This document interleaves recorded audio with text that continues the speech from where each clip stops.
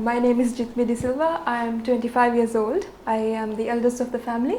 I have a sister and I live with my mother. I love anything creative. I love dancing, I love food, I love photography, I love videography, literature, anything creative. And I'm a translator. I also create content for TikTok. Okay, so what are you doing these days? These days, I am actually working on a project. I would love to be a businesswoman in the future, so I'm actually in the works of that. Great. So what were your first thought when you decided to go public on social media? This is the thing, with me and making my accounts public, I actually did it on the lockdown times. I think everybody was like jumping on the trend and being on social media because everybody was bored. And I didn't really think much about it because I was bored and I was like, you know what, I'm just gonna make my accounts public, and I don't think I really had like a specific thought about it, so yeah. So you started with food content only, or?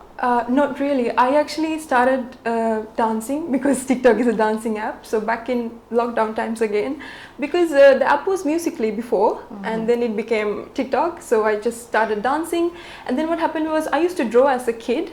And one day I was like, you know what, I'm gonna do some arts for TikTok, and I was looking for my what you call brushes. I didn't find them, so I was like, you know what, I'm gonna paint with my finger, and then people seemed to like it. Then started painting on TikTok, and then what happened was there was this story time sort of segment. And then I started painting story times, and one of my videos went like viral with 7 million views, and I was like, wow, this is great. But then I got a job, and then I stopped doing TikToks. And then one day I posted a video of me cooking, and then people seemed to like it, and then I just continued it, and here I am. So great. So in your opinion, what is TikTok about to you? For me, I think TikTok is a place where you can be yourself, honestly, because there's a big audience there. So I'm pretty sure you can find a lot of people who matches, like who resonates with your personality. So you can be yourself, and there's a lot to learn in TikTok if you really search for it. So I think it's such a great platform for anybody. You don't have to think about your age. Just go there, do your thing, and it'll do great things for you. Okay, so what motivates you to create content? What motivates me? This is a very good question. I actually, honestly, I don't want to be narcissistic, but I love making videos. I love doing it. And that's why I think I'm really consistent about it, because nothing in my life is consistent, but I'm doing this because I think I love it so much.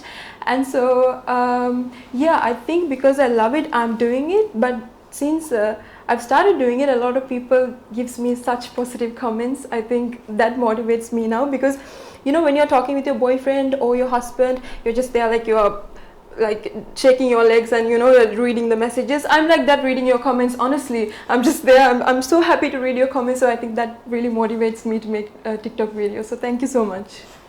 Okay, so I believe you get a very few negative comments on TikTok. I'm one of the fortunate few to get very few.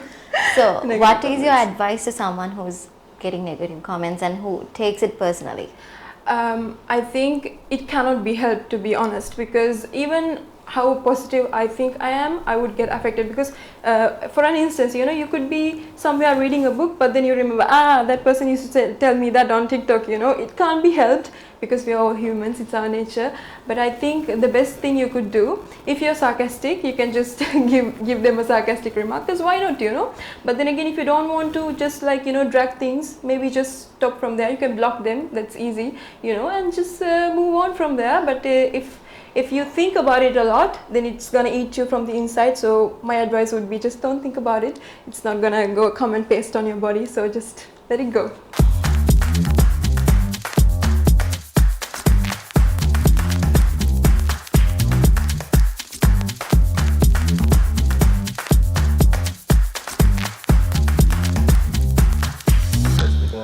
Okay, that was a good piece of advice. So who is that one person who influenced you the most?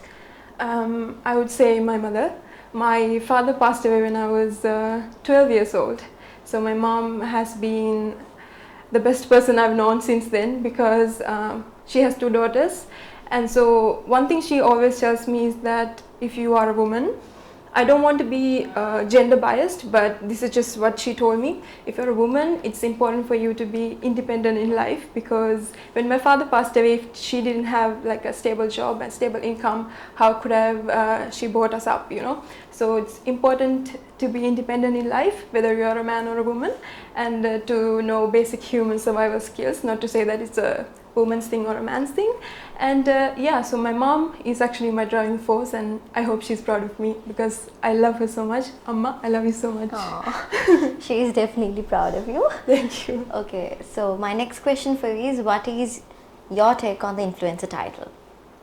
If someone calls me an influencer, I'd be really honored. I'd embrace it because it's such a nice title to have, I would say. I know that in our society, not just Sri Lanka, but everywhere, there would be jobs that are reputable and jobs like, you know, like that. But I would say, for me, if I take a company, for example, if somebody is cleaning the company or somebody owns the company, say, the both are same to me. So I don't think we have to be biased when it comes to titles or sort of like jobs. And I think if somebody is to call me an influencer, I'd be so proud. And it's such a beautiful job, such a glamorous job to do, because you are out here trying to promote small businesses, trying to give them a platform to speak, and then you're promoting bigger brands, and then you are somebody who's helping others, I would say, if you're an influencer with your creativity. So if somebody calls me an influencer, I'd be so proud. And if you are an influencer, you should be proud of yourself as well. Great. So who are your top 5 more TikTokers in Sri Lanka? I think in Sri Lanka, there's a lot of creative TikTokers. So I think everybody is top for me. But if I am to choose 5 people, this is a hard question. But I would say, first of all, when I first started doing TikTok, like food TikToks, and I was getting views, Lola was someone who actually was so encouraging to me. She would repost my stuff, and she would message me saying such positive stuff. And I personally think she's a ray of sunshine, so I really love her. And I think Chetana and Amanda are really great as well. Like when I started, they were doing TikToks frequently, and Chetana is, I think, a very creative girl as well, and Amanda is such a person who motivates me, because with his fitness stuff and everything, I should get into it. And so and so yeah, and I think I said many. Oh, I think there's a guy called Coriander Diaries. I love him. He makes food, but he puts this absurd music, and it's so cool to watch it, you know, because I'm vibing to the music, I'm watching the beautiful food he creates. I love it. And yeah, there's a lot of people I would love to mention. There's a guy called Kokis, and he puts these brilliant captions in his vlogs. I love it so much. And there's Neha, she dances, and I don't know, there's everybody. I love you all. You are top for me. Yes. Okay, so my next question is, if you could change something in Sri Lanka, what would it be? Okay, this is a tough question, but in my opinion, I would say, I know the common answer would be the political stuff or the government and everything, but I would say if people could change the way they're thinking, we can go to a better place. That's my answer. So what is your message to the person who's willing to build a career through social media? I have not been in this field for long. It's been such a short time. So I don't think I am really qualified to give an answer for this question. But with my knowledge that I've acquired through these few months, I would say if you are going to come into content creation, I would say do something that you love, because you might see somebody doing something and be like, oh, that's easy, maybe I could do it. But the thing is, there's a lot of work that goes into it. So for an example, I would take myself, I'm showing you what I cook on a daily basis. So you would say, okay, she's just making a small dinner plate. I could do that myself. I do that every day as well. But the thing is, I record it, I edit it, I change the angles. Sometimes it takes me 3 hours to edit it because I think I'm a little OCD. So it's a lot of work that's going into it, and it's really time consuming. So if you're somebody who's not really passionate about it, you could be like, oh my God, I don't want to do this. So I think if you want to be consistent with something, you want to pursue a career in something, then I advise you to do something that you love on the app. Great. So can you tell that line a bit? Yes. So I hope you guys enjoyed this video. Thank you for watching. Bye bye. Alright, so that was a beautiful episode with Jithmie. Hello Lamai. Alright, see you in a brand new episode. Thank you. Thank you so much.